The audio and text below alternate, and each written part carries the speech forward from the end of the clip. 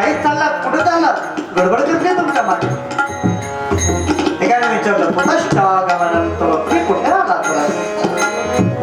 पुन्हा पहिल्याने विचारलं, इदानीं शून्य चित्तोसी. पुन्हा पहिल्या भावाने विचारलं, तुमचं मन थोडं अस्वस्थ दिसतंय. ते काय काय ना गतवित्तोय भाजनः. एखादा माणूस बसमध्ये चढावा, बस मधून खाली उतरावा, खिशात हात घातल्यावर खिशा पैशापर्यंत जाण्याची अगदी खाली जर आला तर काय होईल? चेहरा बदलतो. तसं दिसायला लागले तुमचा चेहरा. काय काय अडचण आहे तुमच्या? आम्हाला सांगा ना, आम्ही सांगतो. असं जेव्हा विचारलं शरद कुमाराने तेव्हा नारद त्यांना प्रार्थना करतात, सगळी घडलेली हकीकत सांगतात. ते असं असं झालं, मी इथं आलो होतो, तिथं आलोय, मग मी यमुनेच्या काठावर आलोय. तर भक्ती ज्ञान वैराग गेला. ते वृत्त झाले, त्याला उठवण्याचा प्रयत्न केला. आकाशवाणीने सांगितलंय, तू कोणतं तरी सत्कर्म कर. कोणतं सत्कर्म करू तेवढं मला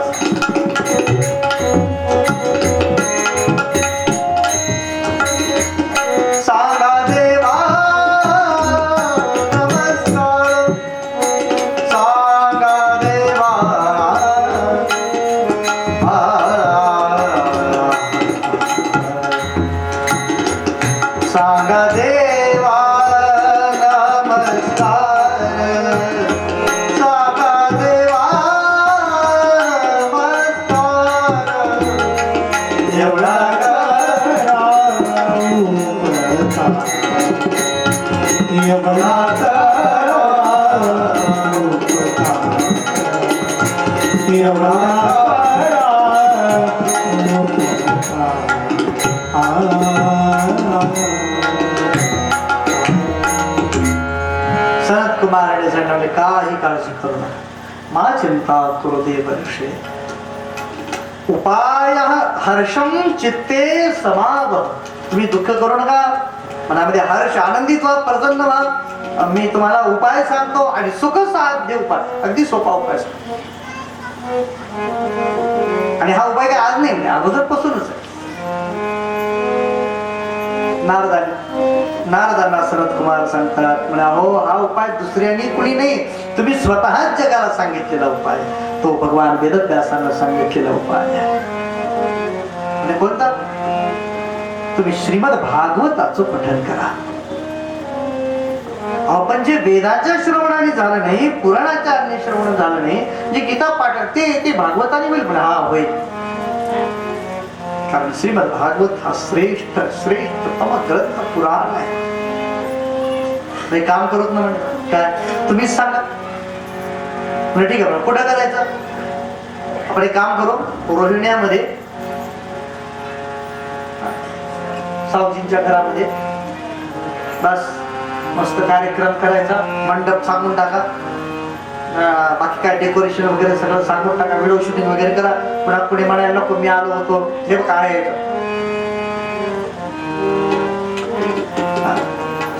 सगळी सुविधा तयार करण्यात आली. कथेचं स्थळ ठरवण्यात आलं. तडम आनंद नामकम गंगाद्वार श्री. गंगाद्वाराच्या ठिकाणी आनंद तटावर सुंदर असा मंडप देण्यात आला. आयोजक स्वतः नारद महर्षी झाले. काही गर्दी सुरू झाली कथा सुरू होण्याच्या अगोदर. कथा ऐकायला कोण कोण आलं होतं त्याची यादी दिली.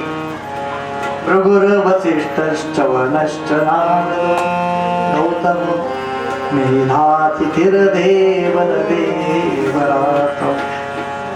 रामस्तथा गादिसुतश्च शाकलो मृकण्डुपुत्रात्रज पिप्पलादा. भृगु, वसिष्ठ, च्यवन, गौतम, मेधातिथी, देवरात आदि आदि गंगाद्या सरिता. गंगादी सगळ्या नद्या आल्या कथांसाठी, कथा ऐकण्यासाठी. पुष्करादी सरांसित, पुष्कर वगैरे सर्व सरोवर आहे. वेदांत शास्त्र वेद आलेले आहे. मंत्रा तंत्रा समूर्तयाः. सगळे मंत्र आले, सगळे तंत्र आले. त्याचा अर्थ ते वस्तू येऊन बसले असं करू नका. गंगा आली या शब्दाचा अर्थ काय? गंगा आली असं नाही, गंगेच्या तटावर राहणारे ऋषी आहे. वेद आले या शब्दाचा अर्थ काय झाला? ऋग्वेदाचं एक पुस्तक आणून ठेवलं, यजुर्वेदाचं असं आहे होय? नाही, ऋग्वेद जाणणारे ऋषी आले, सामवेद जाणणारे, हे सगळे वेद जाणणारे ऋषी आहेत. भृगु नावाचे ऋषी होते म्हणे. कथा दुपारी 2 वाजता होती. घरून कितीला निघाले माहिती? घरून निघाले सकाळी 9 वाजता. बरं, सकाळी 9 वाजता निघालेला मनुष्य 2 पर्यंत पोहोचल की नाही कथेमध्ये? 4:45 वाजता पोहोचले आरतीच्या वेळी. कुठे गेले असतील सांगा? मला असं वाटतं ते घराच्या बाहेर आले असतील. कोणतं म्हणलं असेल चला आमच्या मुलीचं तेवढा सोयरिकेचा कार्यक्रम आहे, मग गाडीत बसून गेले असतील, आरतीला पोहोचलो. असं नाही म्हणत. मग भृगु नावाचे ऋषी घरातून बाहेर निघाले आणि आपल्या आश्रमातून बाहेर आल्याबरोबर शेजारच्या आश्रमात काय झालं कळालं की नाही? म्हणजे काय, सावजींच्या घरी भागवत सुरू व्हायले. हो यायचे बरं. ते बोले येणार होतो. हो पण काय करावं? म्हणजे काय झालं? पत्रिका द्यावी की नाही त्यांनी आम्हाला? भृगु ऋषीने सांगितलं तुम्हाला खरं सांगा काय, मला तरी मूळ म्हणून पाठवले. चला, हा छान शब्द वापरला वेदव्यास महर्षी. गुरुत्वात् येच नायाताः भृगुः संबोध्य चामयत. आम्ही फार मोठे आहेत, आम्हाला मान दिल्याशिवाय येत नाही, आम्हाला पत्रिका असल्याशिवाय आम्ही येत नाही असं म्हणणाऱ्यांना भृगुंनी हात जोडला. महाराज चला, मी आलो तुम्हाला बोलवण्यास. मग भृगु ऋषी निघाले सकाळी 9 वाजता, पोहोचले 5 वाजता. का? सगळ्या घरामध्ये जाऊन सांगितलं चला अपूर्व अशी भागवती कथा इथं होणार आहे, त्याच्यामध्ये आपलं जीवन कृतार्थ करून घ्या. पहिल्या दिवशी काय सांगावं, मंडप भरला. थोडं महिलांची संख्या लक्षणीय होती, खूप होती. त्यांनी अशी 5-6 मंडप केले होते वेगळे वेगळे, महिलांच्यासाठी, पुरुषांसाठी, ऋषी लोकांच्यासाठी, योगी लोक, असे सगळ्यासाठी ठेवले होते. सगळे मंडप भरून गेले होते. महिलांचा मंडप तसा खचाखच भरला होता. हा, आता कोणी जास्तीचे एक जरी आली तरी जागा नाही, अशी परिस्थिती सगळीकडे झाली होती. सनत कुमारांनी कथा सांगायला पण सुरुवात केली होती. आणि तेवढ्यामध्ये काय झालं माहिती का, महिलांच्या मंडळामध्ये थोडी गडबड झाली. बायका थोडा गलबला करायला लागला, बोलायला लागला. तो कोलाहल झाला. म्हणून सनत कुमारांनी सांगितलं नारद ऋषी बघा तिकडे काय चाललं. नारद ऋषीने जो हाक मारले सगळ्यांनी शांत बसा, बोलू नका. ते बायकांचा गरजा काही शांतच व्हायला तयार. शेवटी नारद ऋषी स्वतःच खाली उतरले स्टेजवरून. त्या महिलाच्या त्या मंडपामध्ये शांत बसा कुणवत पुढे जायला लागले. सगळ्यात शेवटी काय झालं होतं, एक नवीन बाई आली होती. ती आली होती सगळ्यात उशिरा, तिला पार पुढे जायचं होतं. ती सगळ्यांना सगळा थोडा मला जायचं, त्यांच्या जवळच्या थोडं. बायका म्हणल्या तू तुझं काय तुला बोलायचं ते कथा झाल्यावर मग जाणार तिकडं, तोपर्यंत बस आरती होईपर्यंत आलं, थोडा वेळ राहिले. आता ती म्हणली नाही मला पुढे जायचं, जवळ पुढे जाऊन बसायचं. शेवटी नारदाने सांगितलं अहो शांत बसा असं म्हणत गेले नारद महर्षी. पण त्या स्त्रीला जसं नारदाने पाहिलं, शांत बसा म्हणणारे नारद ऋषीने हात या का बरं? बहुतेक तिथले कुणी असे काही नगरसेविका, कुठले आमदार, खासदार असं काही असावं का? नाही ना, असं कोणी नव्हतं. कुणाला हात जोडून बोलत होते की या. ज्या वेळेला सनत कुमाराने गंगाद्वाराच्या ठिकाणी भागवताला आरंभ केला, ज्ञान आणि वैराग्य तरुण झाले. नाचत आपल्या आईसह ते तिघे भागवताच्या मंडपापर्यंत येऊन पोहोचले. ज्ञानाला ऋषी लोकांच्या ठिकाणी एक जागा भेटली, तो बसला. वैराग्याला योगी लोकांच्या ठिकाणी जागा भेटली, तो बसला. पण महिलाचा मंडप पूर्ण भरला होता ना, म्हणून भक्तीला जागा नाही. नारदाने सांगितलं अहो ते कथाच तर तुमच्यासाठी करतो, दुसऱ्या कुणासाठी कथा चालू आहे. आणि तुमचे मुलं म्हणजे ते दोघं बसले, मला थोडीशी जागा द्या, कथा लगेच सुरू करा, मला ऐकायची इच्छा आहे. नारदांनी पाहिलं मंडपामध्ये कुठेच जागा नाही आणि भक्तीला द्यावी अशी तर जागा नाही. जेव्हा जागा नसते की नाही तेव्हा त्या माणसाला थोडं प्रार्थना करावी, तुम्हाला थोडी अडचणीची पण दिली तर चालेल, तेवढी एकच इथून मला दिसते त्या जागेवर बसतात. ते म्हणे असं कसं, त्याच्यासाठी आधी स्तुती, तुम्ही फार चांगले आहेत, तुम्ही एकदम पुढे ऍडजस्ट करून घेणारे आपले माणसं असं म्हणावं लागते की नाही. तर नारदाने सांगितलं, तू कोण आहेस म्हणे, काय सांगा. भक्तेषु गोविंद स्वरूप कर्त्री, हे भक्ती तू कोण आहेस, भक्ताला गोविंद स्वरूप प्रदान, प्रेमैक धरत्री, प्रेम हे तुझं मूर्तिमंत स्वरूप, भवरोग हंत्री, भवरोगातून तू हरण करणारी आहे. हे सगळे तुझ्यामध्ये श्रेष्ठ श्रेष्ठ गुण आहेत, पण माझा दोष मला तुला देण्यासाठी जागा नाही. एक जागा दिसते, थोडा ऍडजस्ट करून घ्यावं लागेल, जमेल. आता एवढी स्तुती केल्यानंतर तिला काय ना म्हणायची, ठीक आहे जागा तर सांगा. हे भागवत ऐकण्यासाठी जे सद्भक्त आलेत ना, सात्वंच तिष्ठस्व सुधैर्य संश्रया निरंतरम वैष्णव मानसामी. माझे जे वैष्णव कथा ऐकण्यासाठी आले त्यांची मनं मात्र आणखी थोडी रिकामी आहेत, तू त्यांच्या मनामध्ये जाऊन बस. भक्तीने सांगितलं, याच्यापेक्षा चांगली जागा मला तर कुठं मिळणार आहे. जिथं माझे हरी माझे गोविंद ज्या भक्ताच्या हृदयात राहतात, बस मलाही तिथं जागा मिळते, ह्याच्यापेक्षा मला आणखी काय पाहिजे. असं म्हणून भक्तीनं सगळ्या वैष्णवांच्या हृदयामध्ये जागा करून त्याच्यामध्ये आरोढ झाली आणि मग भगवंताचं संकीर्तन करतात. श्री कृष्ण गोविंद हरे मुरारे हे नाथ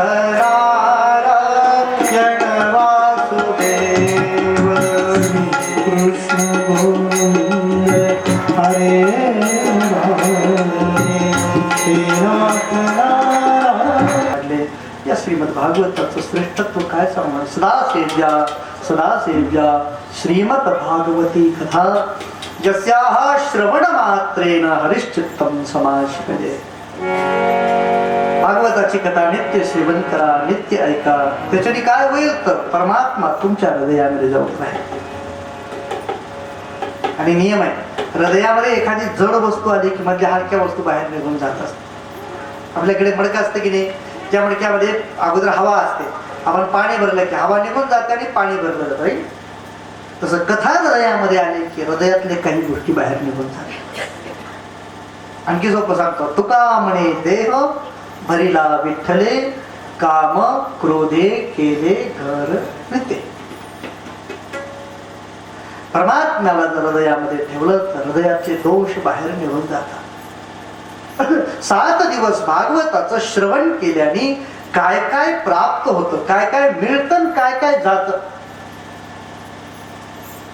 काय काय मिळतं, हरिश्चित्तम समाश्रये, परमात्मा हृदयात येतो, बाकी सगळ्या. आणि काय काय जात, त्यांच्या झडीत तरी 4-5 श्लोक दिले. ये मानवा पापकृतस्तु सर्वदा सदा दुराचाररता विमार्गदा क्रोधाग्निदग्धाः कुटिलाश्च कामिनः सप्ताहयज्ञेन कलौ पुनन्ति. ये मानवाः पापकृता, ज्या जीवांच्या ठिकाणी अनेक प्रकारचे पाप होतात, जे कसे आहेत, कुटिलाः कामिनाः, कुटिल आहेत, कामी आहेत, सदा दुराचार, अनेक प्रकारचे वाईट कर्म करणारे आहेत. पण 7 दिवस जर कथा जर ऐकतील तर ते पवित्र होतात. सनत कुमारांना नारदाने विचारलं, महाराज हे म्हणजे असं खरंच होतंय का म्हणावं लागतंय म्हणून म्हणतात. मला असा कस काय प्रश्न विचारू शकता तुम्ही.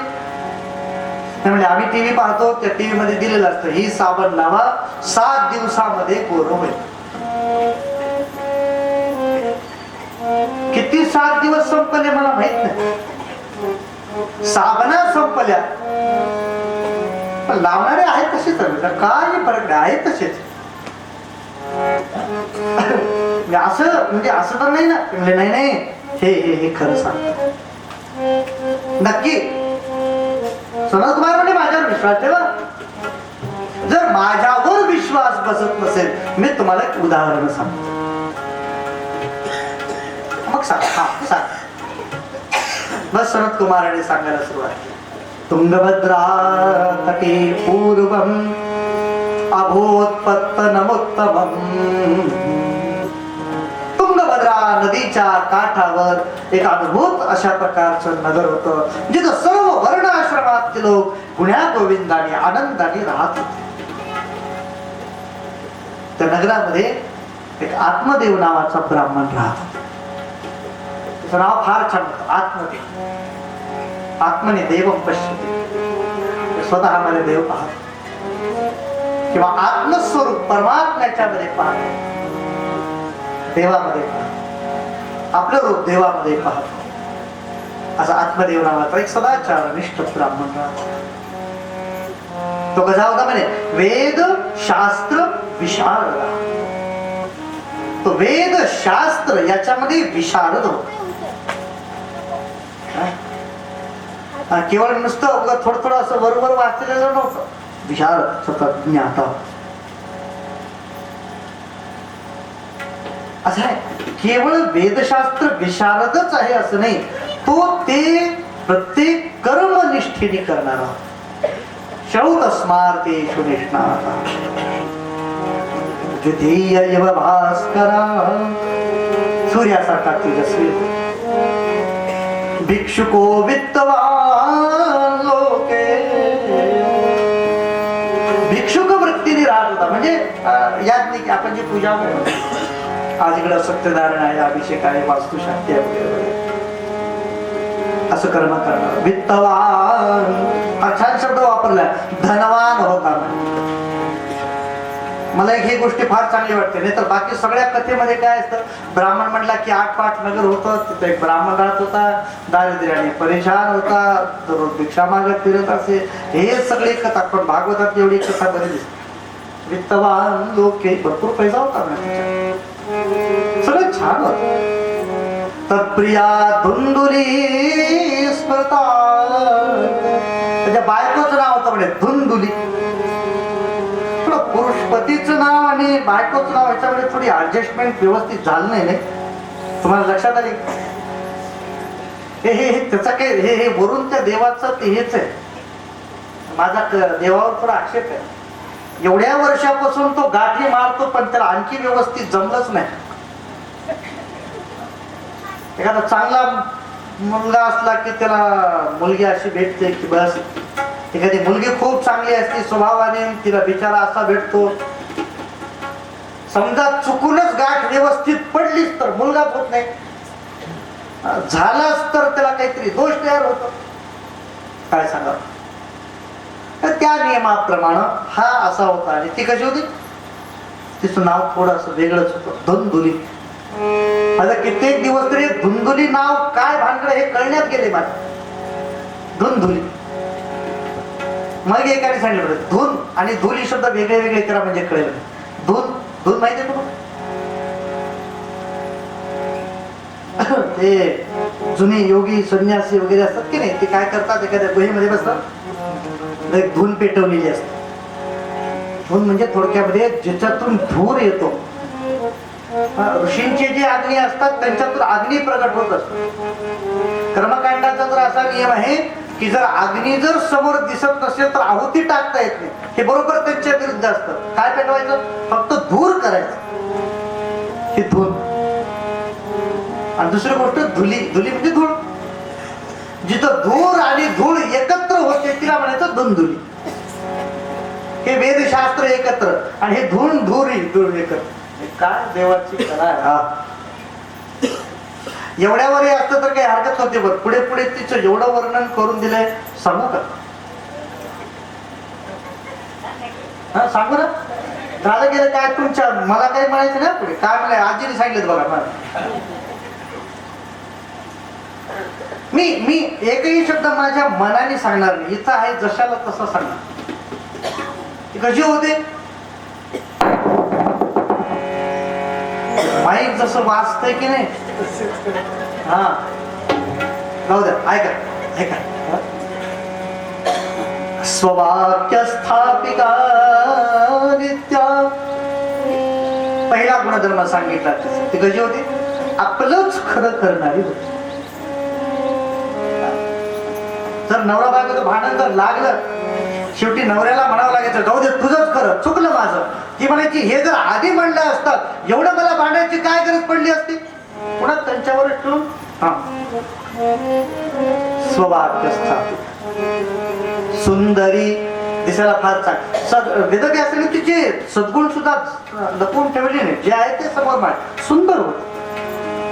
सुकुलोद्भवा, चांगल्या कुळामध्ये जन्माला आली, चांगल्या कुळामध्ये जन्माला. पण माझ्या अंदाजाने ती पत्रिका राज गुण वगैरे बघून त्याच्यात आणखी काही दोष होते. लोकवार्तारता, लोकांमध्ये काय चाललंय इकडं तिचं फार लक्ष राहायचं. तिनं जर थोड्या वेळ येऊन जर बसून गेली ना, गावात कुणा कुणाच्यात काय काय झाले लगेच कळायचं. आजच्या शब्दात न्यूज चॅनल. बस गावात काय झालं, कुणाच्या घरात काय झालं, तालुक्यात, जिल्ह्यात, राज्यात आणि देशात, आणि जमलं तर थोडं जगात सगळी अप टू डेट माहिती लोकवार्ता. क्रूरा, थोडी क्रूर होती, मागे पुढे बघायला नव्हती, गरज पडली तर दोन मारायची पण तयारी होती. प्रायशोपहू जल्पिका, तिला फार बोलण्याचं नाव, एवढं बोलायचं. आमच्याकडे असं झालं, दोन बायका इतका बोलायच्या म्हणे, शेवटी त्यांच्या बोलण्याला सगळी गल्ली कंटाळली. सगळ्या बायकांनी म्हणून दावा ठोकला, केस ठोकले, आणि मग त्या न्यायालयामध्ये ते निकाल झाला. न्यायालयाने सांगितलं यांच्या बोलण्याने एवढे सगळे जर त्रस्त झाले असतील तर हे काम करा, यांना 25 वर्षाची काळ्या पाण्याची शिक्षा द्या, दोघीला एकाच खोलीत ठेवा. काय बोलायचं ते बोलू, दोघीला एकाच खोलीमध्ये ठेवलं. किती वर्ष? 25 वर्ष. एका दिवशी जेलर आला, ते सांगितलं तुमच्या दोघीचं अभिनंदन. त्याच्याला काय झालं? तुमचे 25 वर्ष पूर्ण झालेले आहेत, आता तुम्ही घरी जाऊ शकता. ते म्हणल्याबरोबर इकडे सांगणार चला आता उरलेलं घरी जाऊन बोलवतात. त्याला म्हणायचं बहुजल पिका, फार फार बोलत होती. बरं असे समजू नका बरं, फार बोलत होती म्हणजे घरातले कामाला सगळं नाही. शूराचक्र कृत्येषु, घरातल्या कामाला फार शूर होत. तिला काय करायची नाही, मी तुम्हाला सांगतो एकदम सोपं. तिनं पहाटे 4 वाजता उठायचे, 5 वाजेपर्यंत घर झाडून घ्यायचं, सडा टाकायचा, रांगोळी काढायची, सारवण करायचं, आणि 5 वाजता बाजूच्या गंगूबाईची कडी वाजव. गंगूबाई उठला नाही, तिथून बोलणं सुरू. ते 4-5 घरं करायचे. 8 वाजता घरी यायचं, पटकन आंघोळ करायची, कुकर लावायचा, स्वयंपाक करायचा. 9:30ला मालकाला जेवायला बसवायचं. 10 वाजता बाहेर. यमुनाबाई कसं काय वेळ झाला तुम्हाला, इथून चालू आपलं काम करून मग बघू जलते. आपल्या कामाला फार सुरू. कृपणा, थोडी कंजूस होती, कधी कुणालाही काहीही द्यायचं नाही. पुढे जर मागायला जर आलं, आत्ताच संपलं बस, पुढे काय बोलावं समोरच्या, पुढे गव्हाच पीठ आहे का, आत्ताच संपलं. कृपणा. तर शेवटचा एक गुणधर्म फार छान आहे, बहुजल्पिका. कलहप्रिया. कलहप्रिया म्हणजे, कलह म्हणजे भांडण, प्रिया म्हणजे भांडण आवडणारी होती. तिला भांडण फार आवडायचं. भांडण करावं का कधी? माझं म्हणणं असं आहे, 15 दिवसातून एखादं करायला हरकत नाही, दररोज करू नये भांडण. निवळ शांत राहून जमाना फार खराब आहे. 15 दिवसातून एखादं भांडण ठीक आहे, पण भांडण आवडले काय प्रकार आहे सांगू का? आणखी एक जोक सांगतो. काय झालं, दोघा नवरा बायको फार भांडत होते. एके दिवशी दोघांचे असे पुढं बोलत बोलत चर्चा झाली.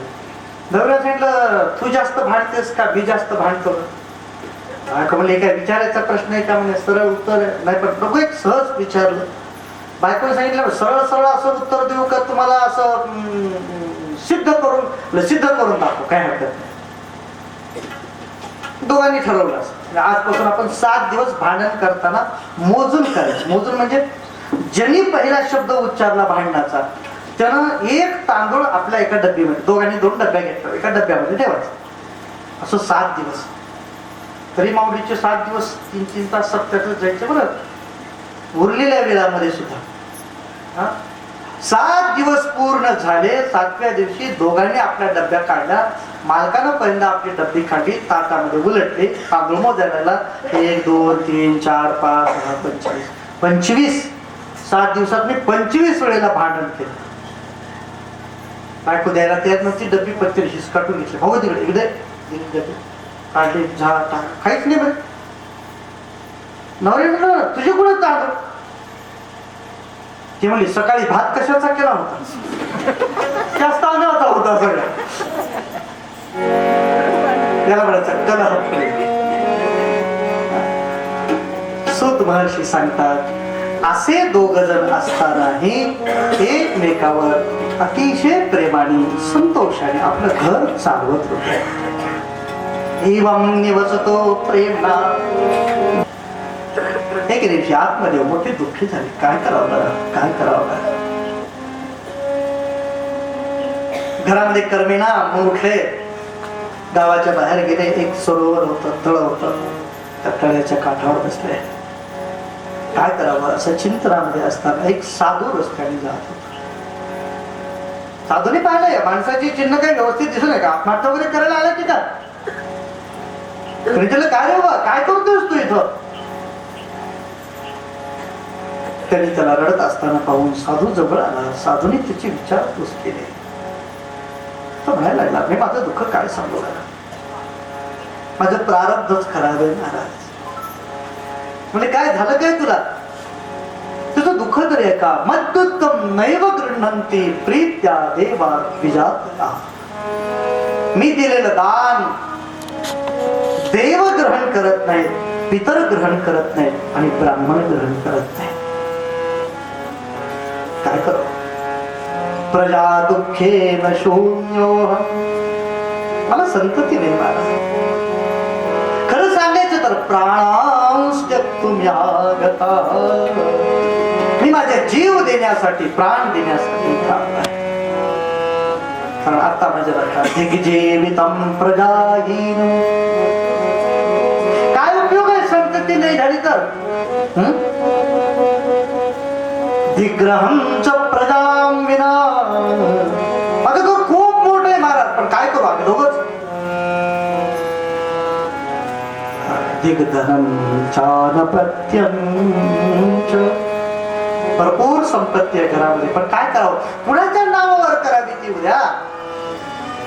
दिक्कुलम संतत्यं विना. माझे वडील, आजोबा, पणजोबा, फार मोठी कुल परंपरा आमची, पण हे सगळं आता मोडीस आलेलं आहे. बोलता बोलता त्याच्या डोळ्यातून अश्रूच्या धारा सुरू झाल्या. पाल्यते या मया धेनो सावंध्या सर्वथा भवे. महाराजने माझ्या घरामध्ये गाय पाळली, किती वर्ष निघून गेली, पण त्या गाईला संतती झाली नाही. बंध्या का? यो मया रोपितो वृक्षः सोपी वंद्यत्वमाश्रये. कधी झाड लावलं तुम्ही माझ्या घरामध्ये अंगणात? भरपूर पानं, भरपूर असं वाटतं की आता किती फळं येतील, पण आजपर्यंत एकही फळ आलं नाही. बस आता तर माझं मन उतरून गेलं. बस आता शेवटचा उपाय म्हणून मृत्यू कवटाळावा म्हणून मी इथं आलो आहे. त्याचं ते बोलणं, त्याचं ते दुःख त्या साधूने पाहिलं, त्याच्या डोक्याच्या कपाळावरच्या रेषा वाचल्या. महाराज सावधान, तुम्ही या संसाराला समजून घ्या. मुंचा ज्ञानम प्रजारूपम मोहितो नरके गतिः. प्रजेच्या बद्दलचं प्रेम, मुलाबद्दलचं प्रेम तुम्ही डोक्यातून काढून टाका, कारण मुलावर आसक्त झालेल्या माणसाला नरकामध्ये जावं लागतं. आहे मुलगा ठरलं मी आत्ताच एका गावातून आलो, त्याला तुझ्या का माणूस रडत होता. मी त्याला काय झालं? म्हणजे महाराज 4 पोर आहेत. म्हणलं फार चांगलं आहे, चौघांनी धरून घराच्या बाहेर काढले. त्याच्यापेक्षा तर चांगलं आहे, तुम्हाला घराच्या बाहेर तर काढणार नाही कोणी. माझ्या समोर झालेलं भांडण, 4 भाऊ आहेत चौघांमध्ये. आता वडील तर गेले, आई एकटी राहिली. आईला काय करावं वाटलं, 2 पोरं म्हणजे आम्ही इथं राहत नाही, आम्हाला नको म्हणजे आई वगैरे, ते जमिनी नको, ते काहीच नको म्हणे. बघ 2 गावात राहत होते, त्यांना विचारलं तुम्ही याच्यापैकी कोण घेतलंय? दोघे म्हणले तू घे तू घे.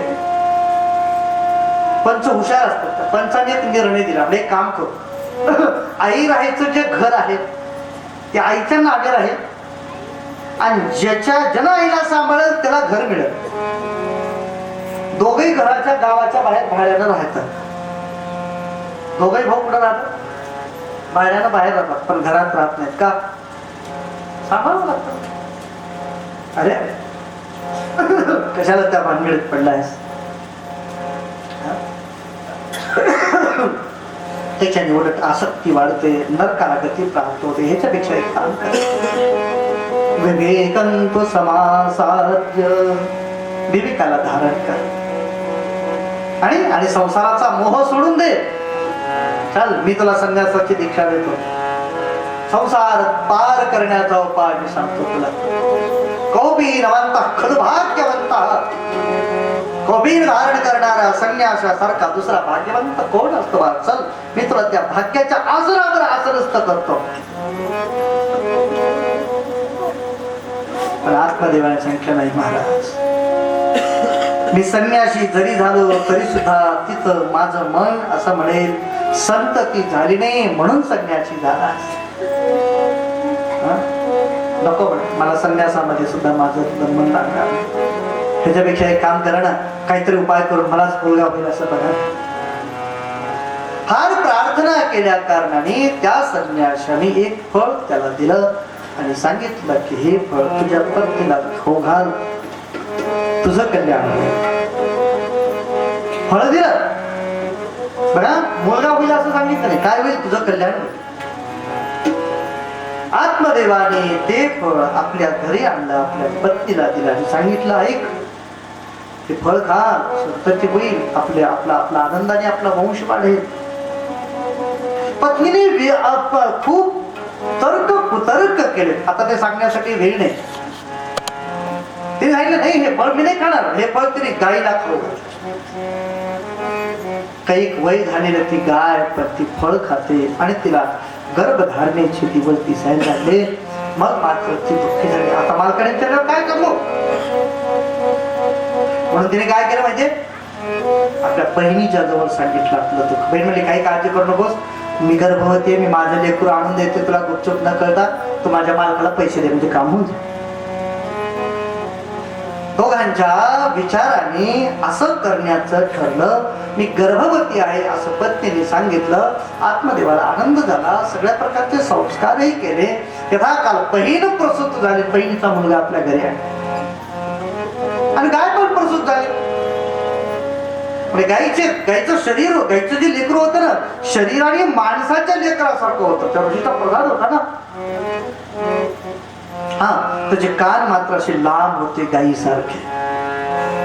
पण त्याचं नाव ठेवलं गोकर्ण. आत्मदेवाने सांगितलं मुला त्या गायीच्या लेकराचं नाव गोकर्ण ठेवलं, आपल्या लेकराचं नाव नारायण ठेवतं. ठीक आहे. बायको म्हणली एवढे बोर नाव कसे सुचतात तुम्हाला? त्याला काय नारायण नाव बोर आहे. त्याला कसं नवीन मॉडर्न नाव पाहिजे. अशी एक पद्धत आहे अलीकडे की आईवडिलांच्या अक्षरावरून पोराचे नाव ठेवायचं. माझं नाव धुंदुली आहे, माझ्या मुलाचं नाव धुंदुकारी असं होतं. तुम्हाला आधीच सांगितलं होतं, जिनं सांगितलेलं नाही लाजून मान्यच करावं लागलं. मुलाचं नाव ठेवलं धुंदुकारी. गोकर्ण पंडित ज्ञानी धुंदुकारी महाखल. हळूहळू मोठे व्हायला लागले. गोकर्ण पंडित होता. त्यांच्या वयाबरोबर त्यांचं ज्ञान, त्यांचा संयम, त्यांची पवित्रता वाढत जाते. गोकर्ण धुंदुकारी लहानपणापासून दुर्वृत्तनी होता. 4-5 वर्षाचा असताना गल्लीतल्या सगळ्या लेकराकडे जायचं, जोराने चिमटे घ्यायचे, सगळे लेकर रडवायचे आणि मध्ये हसायचं, जोर जोराने नाचायचं. एके दिवशी तर 2-3 लेकर तिने उचलून विहिरीमध्ये फेकले असं वर्णन आहे. एवढ्या दुष्ट वृत्तीचा मुलगा जेव्हा झाला, हळूहळू तो मुलगा मोठा व्हायला लागला. एके दिवशी धुंदुकारीला घरी आल्यानंतर वडिलांनी विचारलं, काय रे काय चाललंय तुझं? तो म्हणला, काही नाही, मला थोडे पैसे पाहिजे होते बाबा. कशाला पाहिजे होते पैसे? तो म्हणला, बाबा माझं पानपट्टीचं बिल झाले 2000 रुपये. वडिलांनी म्हणलं, अरे सदाचाराने मिळवलेलं धन अशा व्यसनासाठी खर्च करायचं? बाबा देतात की नाही आता, मारू तुम्हाला? वडिलांना जेव्हा तो मारू का असं बोलायला लागला, मग मात्र आत्मदेव फार दुःखी झाले. अरे काय झाले? एका ऋषीचा प्रसाद आणि असा जन्माला यावा? खरोखर माझं भाग्यच खराब आहे. वगच्छामि क्व तिष्ठामि को मे दुःखम व्यपोहये. कुठे जाऊ बरं मी, काय करू बरं, माझं दुःख कोण दूर करेल? असा विचार करून दरवाजामध्ये बसून रडायला लागले आतमध्ये. आणि योगायोगाने कुठून तरी कथा कीर्तन ऐकून गोकर्ण आपल्या घरी येत होता. गोकर्णाने ती वडिलांची अवस्था पाहिली आणि विचारले, बाबा काय झालं तुम्हाला, काय करू रे बाळ? आता तर मला असं वाटायला लागलं की जीव देणं योग्य आहे. तर आत्मदेवाच्या जवळ गोकर्ण बसले आणि बोलायला लागले, बाबा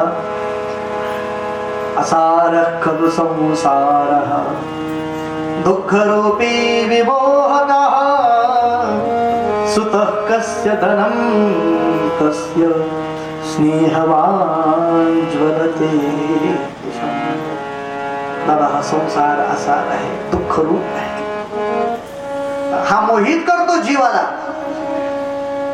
संसारात दुःख असतं की नाही? दुःख असतं, पदोपदीला जाणवतं, मग सोड आणि चल बाहेर. नाही नाही, ही मात्र तयारी नाही, कारण विमोह होत आहे ना. कुणाची मुलं, कुणाचा देह, काय सांगावं म्हणे, काय उपयोग आहे? बाबा तुम्हाला खरं सांगू, चेंद्रस्य सुखम किंचित न सुखम चक्रवर्तीला. ना इंद्राला दुःख आहे, ना चंद्राला दुःख आहे, ना प्रजापती सम्राटाला दुःख आहे, सुख आहे. सगळेच्या सगळे दुःखाने ग्रस्त आहेत. बाबा बाबा तुम्हाला खरं सांग, मुलांच्या बद्दलचं प्रेम सोडा. मोहितो नरके गती. लख प्रकाश पडला आत्मदेवाला. 15 वर्षापूर्वी तो संन्यासी मला हेच सांगत होता ना. त्यावेळेला मी ऐकलं नाही. मुलाचा अट्टहास धरला, त्याचं फल आज मला पुन्हा एकदा प्राप्त झालं. तो साधू जे म्हणत होता तेच याच्या खातून काय मिळत असेल? कदाचित त्या फळाच्या रूपाने हाच तर माझं कल्याण करण्यासाठी घरी आला नसेल ना. म्हणून त्या 15 वर्षाच्या बालकाचे पाय धरले. बाळा आता तू मला सांग, तू जसं सांगशील तसं मी करतो. आता मी तुझ्या शब्दाला परतवणार. त्याच म्हणलं होतं तुझं ज्ञान वगैरे जाऊ दे, मला मुलगा पाहिजे. आज नाही म्हणणार, आज तू जे सांगशील ते मी करायला तयार आहे. फक्त काय करू मला सांग. बोधया, मला बोध कर. त्यावेळेला गोकर्णाने आपल्या वडिलांच्या समोर 2 श्लोकामध्ये उपदेश केलेला. आपण जे भगवद्गीता वाचतो ना ते 700 श्लोकाचे.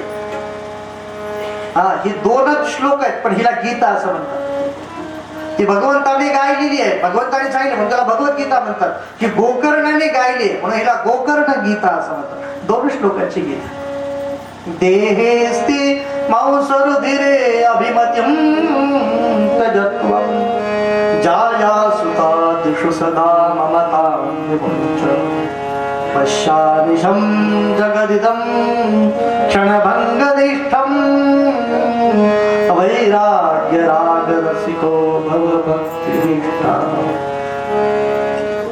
पहिल्या श्लोकामध्ये आत्मदेवांना गोकर्ण सांगतात, बाबा देहेस्ति मांसरुधिरे अभिमतिं त्यजत्वं. या रक्तमांसाच्या देहाच्या बद्दल प्रेम सोडा. देह सोडा नाही बरं, त्याबद्दल आसक्ती सोडा. जाया सुधा दिशु सदा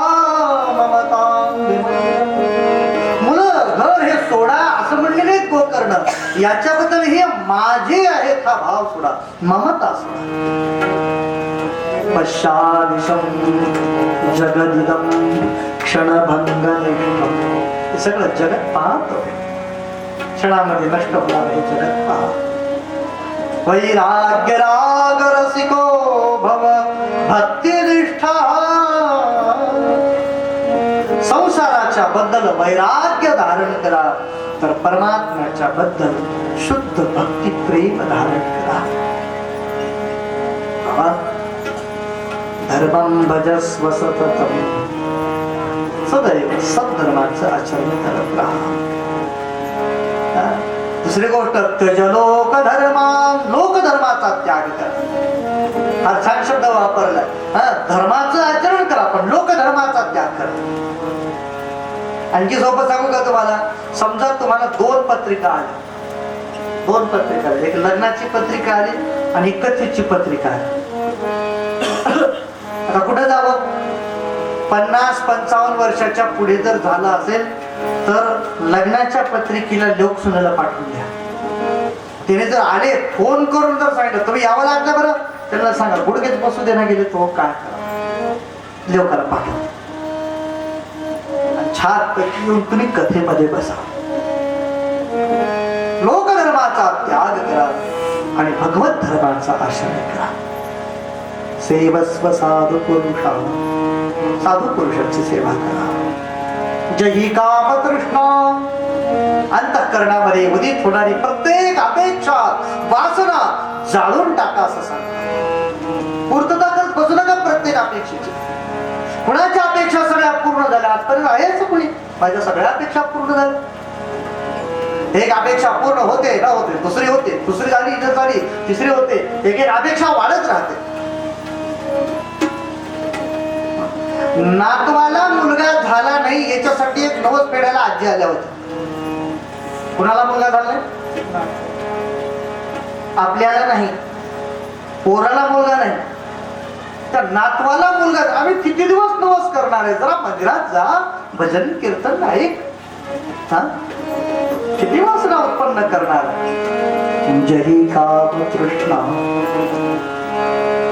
बाबा, दुसऱ्याचे गुण, दुसऱ्याचे दोष याचा विचार तुम्ही पटकन सोडून द्या. कोणी नसे कुणाचा, कोणी नसे कुणाचा, कोणी नसे कुणाचा, बंधू सखारे आपला, बंधू सखारे आपला. कोणी नसे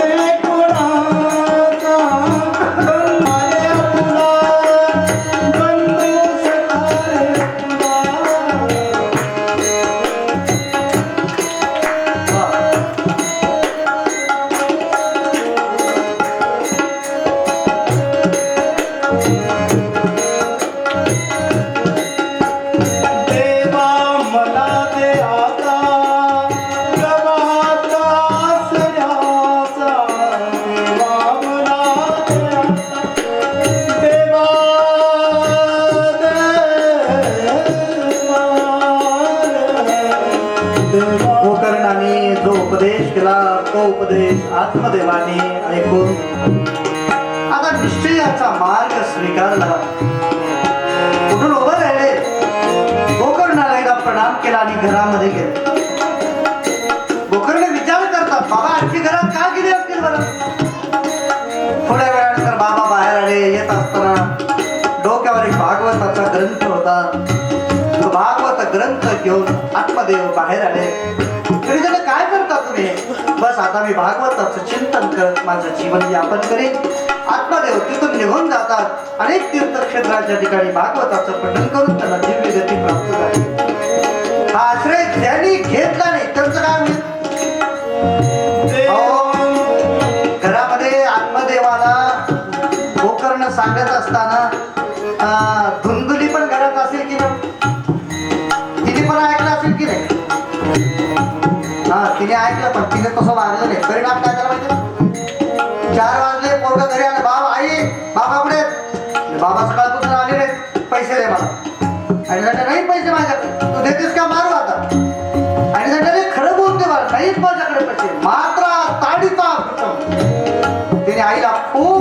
लागलं. आईला ते दुःख सहन झालं नाही. तिने आपल्या घराच्या बाहेर असलेल्या विहिरीमध्ये आपला जीव दिला आणि तिने आपल्या स्वतःचा नाश करून घेतला. दोन तुकारे आणखी जास्त पाप पुढे करायला लागले. देवा मला दे आता वाहता सऱ्याचा, सोडू नको मला तू, सोडू नको मला, आधार तूच माझा, आधार तूच माझा. सोडू नको तुझला, आधार तूच माझा, तू घातलेस जन्मी, लावी आता सैला, लावी आता सैला. होते हे सर्व नाते, प्रभु एकलाच आपला, प्रभु एकलाच आपला, प्रभु एकलाच आपला, प्रभु एकलाच आपला. कोणी नसे कुणाचा, बंधू सखा रे आपला, बंधू सखा रे आपला, बंधू सखा रे आपला, बंधू सखा रे आपला, बंधू सखा रे आपला, बंधू सखा रे आपला, बंधू सखा रे आपला. होते हे सर्व नाते, प्रभु एकलाच आपला, प्रभु एकलाच आपला, प्रभु एकलाच आपला. आत्मदेव कल्याणाच्या मार्गावर निघाले आहे आणि धुंदुरी आपल्या जीवनाच्या विनाशाच्या मार्गावर निघून गेली आहे. पण आत्मदेवाच्या नंतर धुंदुकारीचं काय झालं? धुंदुकारी आणखी पाप करत इतके दिवस बाहेर करत होता, आता तर त्यांनी व्यसन करणारे मित्र घरात आणले. असं वर्णन आहे की 5 वेश्या तिने आपल्या घरात आणल्या. अहो, ज्याला व्यसनाचा नाद लागला आहे तो कधी चांगलं होणं शक्य? त्याच्या व्यसनामुळे त्याचं सगळं संपत्ती नष्ट होऊन गेली. आता तर तो व्यसनाच्या पूर्ततेसाठी चोऱ्या करायला लागला, अनेक प्रकारचे दुष्कर्म करायला लागला. एके दिवशी तर एका राजगृहामध्ये त्याने चोरी केली, भरपूर धन आणून आपल्या वेश्यांच्या जवळ दिलं. वेश्याने विचार केला, कदाचित हे शोधत जर राजदूत आले तर कदाचित यालाही पकडतील आणि ह्याच्याबरोबर आपल्यालाही जेलमध्ये जावं लागेल, त्याच्यापेक्षा आपण हे घेऊन पळून जाऊ. शेवटी त्या 5 जणींनी मिळून तो झोपलेला असताना गळ्यामध्ये फास टाकला. दोघे इकडून ओढायला लागल्या मरेना ना म्हणून झाड्यामध्ये निखारा पिस्तूल घेतला, त्याच्या तोंडामध्ये टाकला आणि तडफडून धुंदुकारी मृत्यू पावला. दुर्मरणाला सगळी संपत्ती तर निघून गेली आहे. प्रेत योनी प्राप्त होऊन तो आपल्या घरामध्ये फिरायला लागला. अनेक प्रकारचे तो दुःख भोगत आहे. पण करायचं काय? त्याला बाहेर पडण्याचा मार्ग सापडत नाही. अनेक वर्ष निघून गेले. एके दिवशी यात्रा करत गोकर्ण महाराज आपल्या क्षेत्राच्या ठिकाणी आले, आपल्या गावामध्ये आले. आपलं घर पाहिलं त्याने, आपलं घर ओसाड पडलं आहे. मग ते घराटा घेऊन सगळं स्वच्छ केलं, एक रूम चांगली तयार केली, देवघर वगैरे पाहिलं, कुठं आहे, पाणी वगैरे आणलं, छान स्वयंपाक केला, देवाची पूजा केली. घरामध्ये थांबले ते. पण त्यांना घरामध्ये काही अशुभ दर्शन व्हायला लागले. काहीतरी असं होतंय की कधी इकडं लागायला लागला, कधी इकडं आवाज यायला लागला, कधी इकडं आवाज यायला लागला. हातामध्ये पाणी घेऊन अभिमंत्रित करून इकडे फेकलं.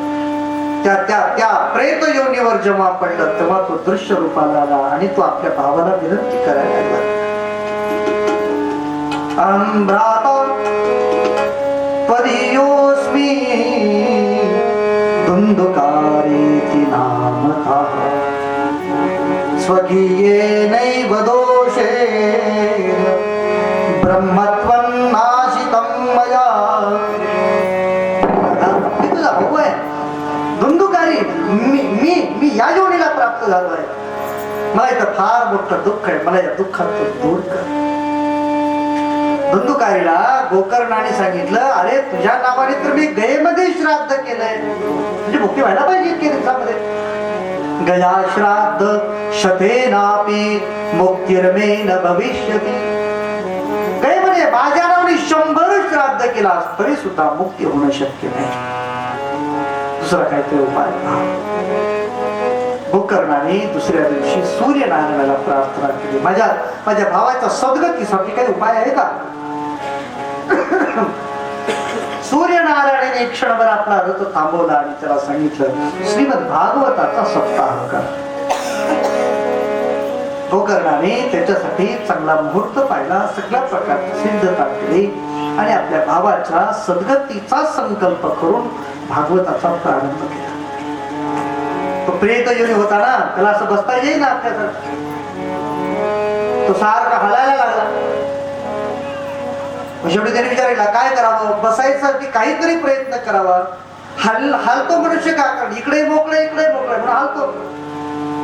त्यांनी पाहिलं तिथे एक बांबू ठेवला होता, त्या बांबू पोकळी होती म्हणून त्याने त्या पोकळीमध्ये प्रवेश केला. समोर गाठ पोकळी, बस तिथे येऊन थांबला आणि पाठीमागून तरी पूर्ण कथा ऐकली. पहिल्या दिवशी पहिली गाठ तुटली, दुसऱ्या दिवशी दुसरी गाठ तुटली, तिसऱ्या दिवशी तिसरी, असं होता होता 7 दिवसामध्ये 7 गाठी तुटल्या. दिव्य देह प्राप्त झाला, सुंदर स्वरूप प्राप्त झालं. त्याला घेऊन जाण्यासाठी साक्षात विमान आलं. गोकर्णाने जेव्हा आपल्या बंधूच्या मुक्तीसाठी विमान घेऊन आले ते पाहिलं, तेव्हा त्या देवदूतांना सांगितलं, महाराज अहो माझं भागवत ऐकायला तर पहिल्या दिवशीपासून 400-500 लोक आहेत, ते सगळ्यालाच या विमानात घेऊन जाणार आहेत का? एका एकाला घेऊन सोडून पुन्हा दुसऱ्याला नाही, कसं करणार? नियोजन काय तुमचं?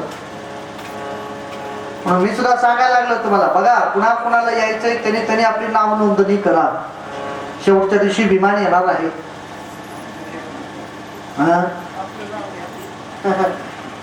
बघा पुन्हा कुणाला यायचंय,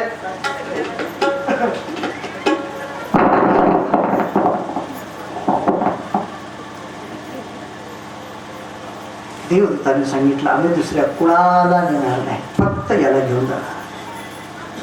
का बरं असं? हे तर सगळ्यांनी ऐकले ना. देवदूतांनी सांगितलं, श्रवणंतु कृतम सर्वैहि न तथा मननं कृतम्. ऐकलं तर सगळ्यांनी ऐकलं, पण तसं मनन केलं नाही.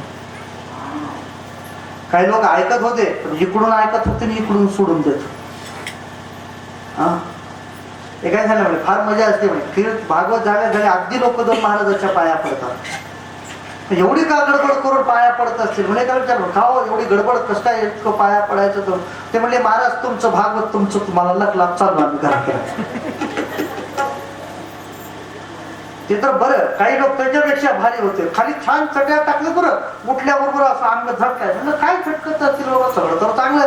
ते म्हणले, महाराज कुठं अंगाला कथा बिथा लागली असली तर आपलं झटकून मोकळं झालेलं बरं. हा हे श्रवण नाही. ज्या रामकृष्ण परमहंसाने फार चांगलं, श्रवण 2 प्रकारचं असतं. एक धरणासारखं असतं आणि एक पुलासारखं असतं. पूल श्रवण आणि धरण श्रवण. म्हणजे लोकांनी म्हणजे काय म्हणजे काही पुलासारखं असतं. पूल तुम्हाला माहिती, नदीवर पूलवर बांधलेलं, इकडून पाणी येतं आणि इकडून निघून जातं. हे एक ऐकणं, हे ऐकणं श्रेष्ठ नाही. मग कसं पाहिजे? धरण पाहिजे. धरण म्हणजे पाण्याला अडवलं पाहिजे, आणि अडवल्यानंतर त्या पाण्याचा जसं सदुपयोग केला जातो तसं जो धारण करतो ऐकलेलं तो श्रेष्ठ असतो. गोकर्णाने विचारलं, आजचं भागवत तर यावेळेस एकाने ऐकलं, बाकीच्या सगळ्याचं काही माहिती नाही, पुढच्या वेळेस कसं ऐकावं हे तरी सांगा. हा गोकर्ण देवदूतांनी हा ठीक आहे सांग. तसे तर श्रवणाचे तरी खूप नियम सांगितले, त्याचे फक्त मुख्य 4 नियम सांगतो तुम्हाला. 1, विश्वासो गुरुवाक्ये. श्रवणाचा पहिला नियम आहे गुरुच्या वाक्यावर विश्वास. इथं गुरु शब्दाचा अर्थ भागवतकार असं नका बरोबर. इथं गुरु शब्दाचा अर्थ भागवत सांगणारे जे वेदव्यास महर्षी आहेत त्यांना गुरु म्हणलं जातं. वेदव्यासांना गुरु म्हणलं जातं. वेदव्यासांच्या पुराणांवर पूर्ण विश्वास. तुका म्हणे नाही विश्वास द्या म्हणे पहावे पुराणे विचार. ठीक आहे, गुरुवाक्यावर विश्वास. दुसरी गोष्ट स्वस्मिन दीनत्व भावना, स्वतःच्या बद्दल दीन भावना धारण करा. मला सगळं माहिती आहे, मला काय सांगायची गरज आहे, आता उगाच मी आलं नाही तर लोकांना काय वाटेल वगैरे वगैरे म्हणून काही सावधान. दीन होऊन श्रवण केलं पाहिजे. स्वस्मिन दीनत्व भावना. तिसरं सांगितलंय मनोदोष जयश्चय. मनाची जी चंचलता आदी दोष असतात त्या दोषांवर विजय प्राप्त करा. सगळ्यात शेवटी सांगितले कथायाम निश्चला मती. कथेच्या बद्दल निश्चय बुद्धी पाहिजे. हे 4 नियम श्रवण करण्याचे लक्षात घेऊन जर कथा ऐकली तर त्याचं निश्चित फल प्राप्त होते. अर्थात पुढे एका अध्यायामध्ये भागवताचा विधी सांगितला, कसं कसं भागवत ऐकावं, त्याचे सगळे नियम सांगितले. पहिल्या दिवशी गणपतीचं पूजन करावं, मग पितरांचं संतर्पण करावं, मग वरुणाचं पूजन, हे सगळं सांगितलंय. भगवान श्रीकृष्ण परमात्म्याचं षोडशोपचाराने पूजा करावी, मग कथेत पुराण संहितेचं श्रवण करावं, हे सगळे नियम सांगितले. पुढे तर काही दिवस असंच नियम सांगितले, 7 दिवस भागवत ऐकणाऱ्यानं जेवण करू नये. 7 दिवस जेवण करू नये. लोक म्हणले महाराज दुसऱ्या दिवशी नकोच. 7 दिवस कुठं काय उपाशी राहणं होत असतं. पण ते ठीक आहे, 7 दिवस जर तसं जर राहता येत नसेल तर एक काम करा, तुम्ही तूप पिऊन राहा असं सांगितलं. तुम्हाला माहिती तूप प्यायचं असते. म्हणजे महाराज आमच्या भातावर पडायची मुश्किल आहे. जाऊ द्या म्हणे, तूप जर होत नसेल पजप्पा आणा, दूध पिऊन राहा. म्हणजे आमच्या दुधामध्ये सुद्धा काही नाही होत. कशाचं दूध आहे ते? चहाची तलप आहे म्हणून प्यायची पाळी, नाही तर ते काय दूध आहे का म्हणत नाही. एक काम करा, फळं खा. म्हणजे मला तुम्हाला काय भाव आहे माहिती का? घरामध्ये 25 माणसं आहेत, दिवसाला एका माणसाला 1 किलो, 400 महाग येतो. 400 म्हणजे 1 किलो झाले. हे परवडणार नाही म्हणजे राहू द्याच. फराळ करा. मग फराळामध्ये काहीही करा, काय हरकत नाही, फक्त फराळ म्हणून खा. आमच्याकडे भाकरी भाजी पण खातात.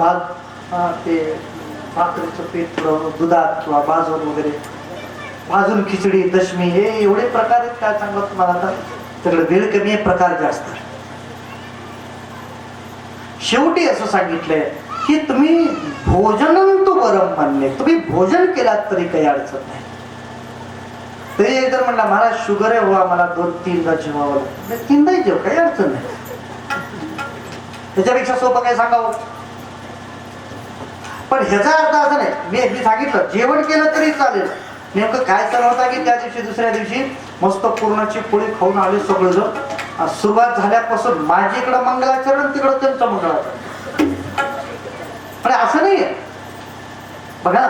जर 7 दिवस उपवाशी राहून ऐकण्याचा संकल्प केला आणि 2-3 दिवसामध्ये चक्कर येऊन पडली, लातूर उदगीरला ऍडमिट करायची पाळी आली, तर ते पण योग्य नाही. आणि जास्त जेवण करून झोप लागणं हे पण बरोबर नाही. मग कसं करा, असं खा की श्रवणाला बाधा होणार नाही. म्हणजे चांगला पर्याय मी सांगत असतो, भागवताच्या 2 तास अगोदर काहीतरी खा. जमलं तर अर्धा-1 तास एखादी झोप घ्या, मग भागवत ऐका. म्हणजे कदाचित मध्ये झोप, हे अवघड आहे बरं. मी सांगितलंय का, जेवण करून अर्धा तास झोप घेऊन मग ऐका, काय हरकत नाही. तिने जेवण करून झोपले, त्याला कोणी उठवलं नाही, आरतीला जाग आहे, असंही होता कामा नये. म्हणून भागवताचं मी काय नियम करतात याच्यापेक्षा सुद्धा किती तन्मयतेने तुम्ही श्रवण करत आहात, आत्मचिंतन करत आहात, त्याला जास्त महत्व आहे. पुढे अनेक प्रकारचे नियम पण सांगितलेले आहेत. सनत कुमार आपल्या सर्व श्रोत्यांच्या समोर निवेदन करतात. ज्या वेळेला गोकर्णाने पाहिलं की आपल्या बाबाला घेऊन देवलोकाच्या दिव्य ठिकाणी घेऊन जात आहे, गोकर्णाने नंतर परत एकदा भागवत केलं. म्हणे त्या भागवतामध्ये पण काही लोकांचा उद्धार झाला. 3ऱ्यांदा परत भागवत केलं. शुकाचार्यांनी, वेदव्यास महर्षींनी त्यांच्यासाठी एक रेकॉर्ड तयार केलाय. जसं राम प्रभूंनी त्रेतायुगामध्ये सगळी अयोध्या वैकुंठाला नेली, तसं गोकर्णाने आपल्या भागवताच्या सादराने सगळं गाव दिव्य लोकांना घेऊन गेले सुवर्णाने. असं भागवताचं श्रेष्ठ दिव्य चरित्र आहे. आता माझा तुमच्या समोर एक प्रश्न आहे, असं भागवत तुम्हाला ऐकायचं आहे का? तुम्ही म्हणताल मला इतक्या वेळ काय होत, भागवत नव्हतं होय. ते भागवत नाही बरं, सुरू व्हायचं आपल्याला भागवत. आणि भागवत सुरू झालं वाटलं तुम्हाला? भागवत सुरू झालं नाही की आत्ता सुरू करायचं का म्हणतो मी. किती वाजले? 5:30 झाले. 5:45 5:30 5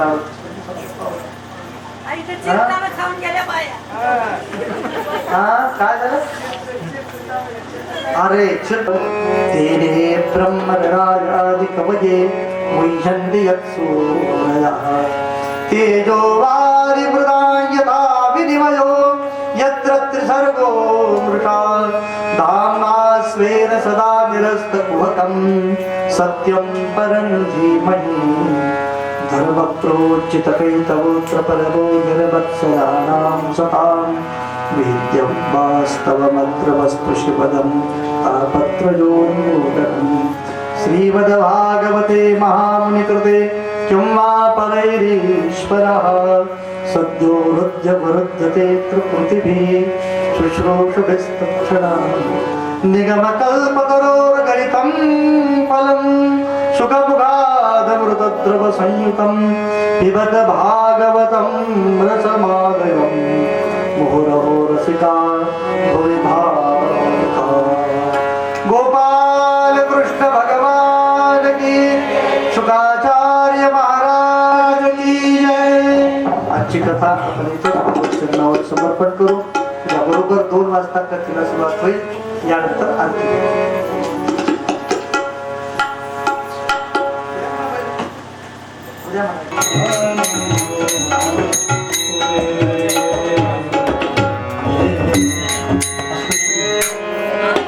सुख करता दुख हरता भरता दीनाचे हो पूर्वी पूर्वी प्रेम कृपा दयाची सर्वांगी सुंदर